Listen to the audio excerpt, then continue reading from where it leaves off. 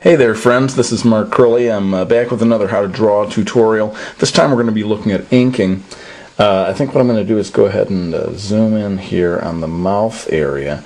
I want to focus on cross-hatching today because I have had people asking me about cross-hatching.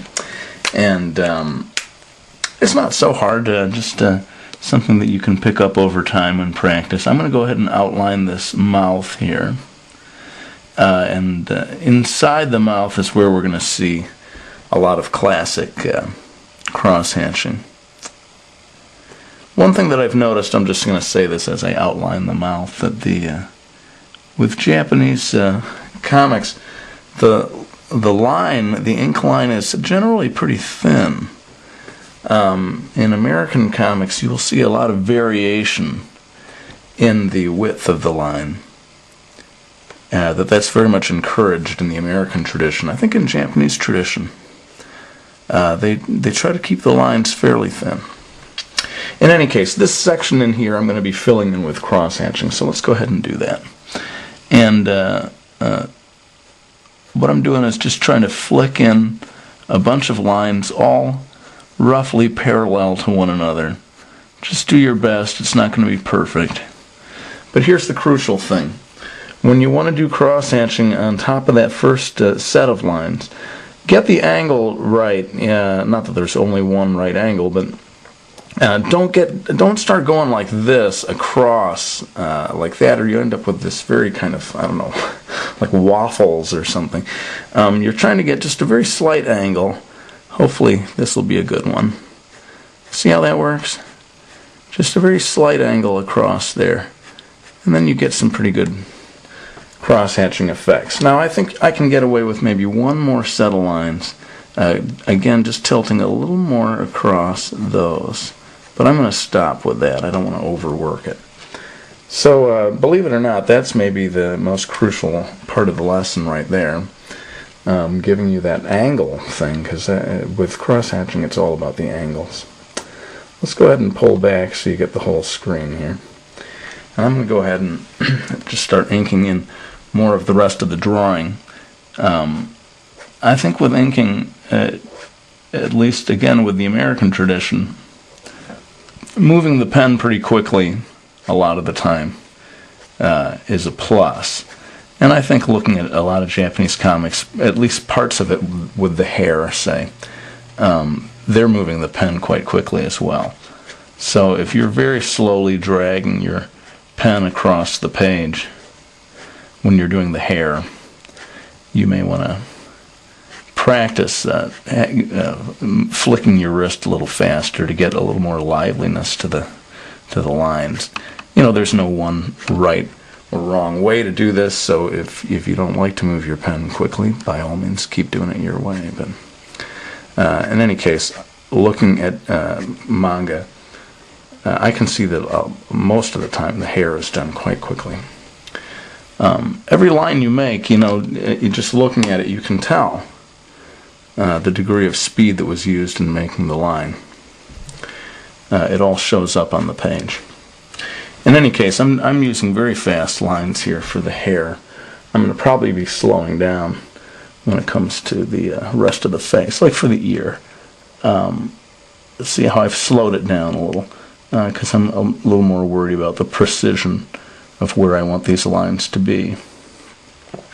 And I can maybe toss in just a little bit of cross-hatching in here to indicate shade of the ear.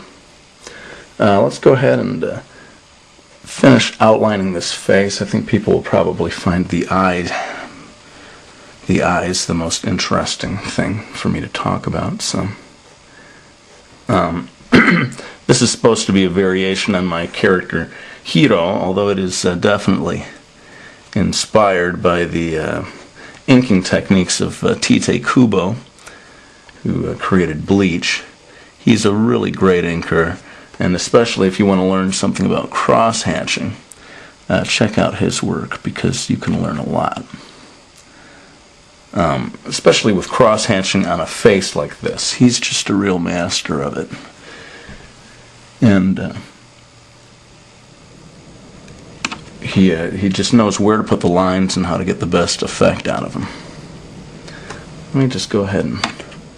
In fact, this whole three-quarter view of the face is a sort of a Tite Kubo thing that I've borrowed for this lesson. This way of showing the one eye, and then the other eye is almost kind of buried back there. You can't really see it. It's a very cool thing. I can't take credit for having come up with this one. I definitely learned this one from Tite. In any case, let me go ahead and start doing some inking on top of this.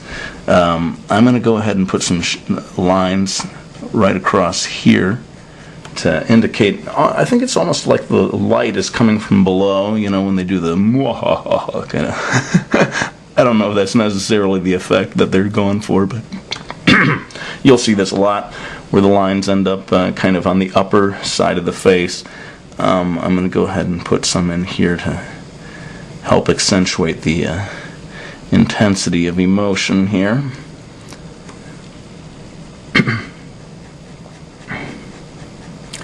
Again, always trying to make sure I stop at the right time and not overdo it.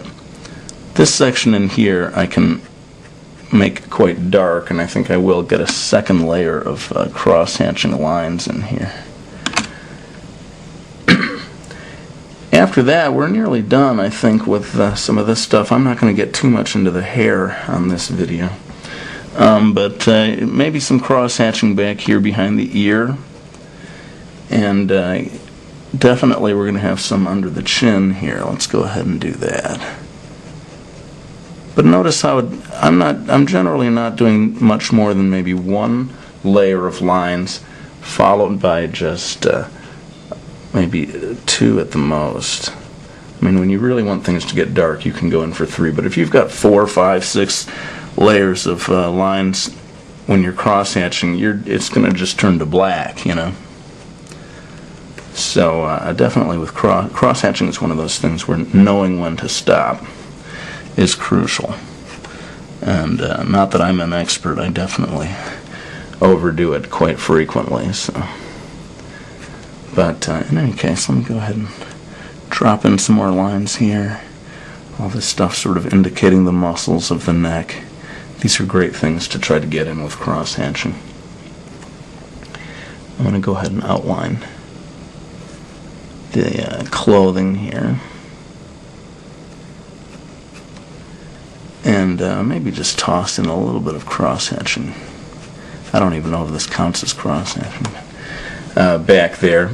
One thing I did want to do with this piece, with this illustration, was to add some intensity lines in the background. So hang on, I'm going to bring out a ruler and do that. I'm just going to do a few of these in real time, and then the rest of it's going to have to be in time-lapse.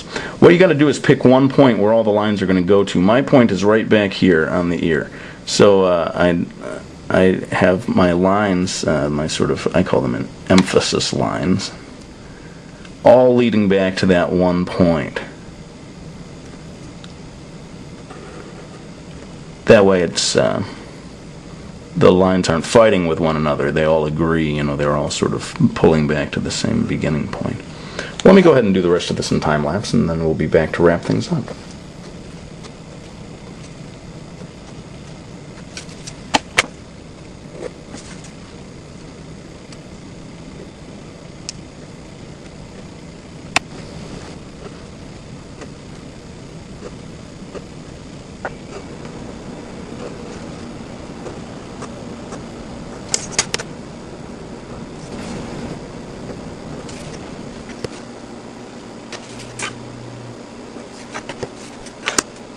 Alright, well, sorry I had to zip through so many things so fast there, but we are kind of running out of time.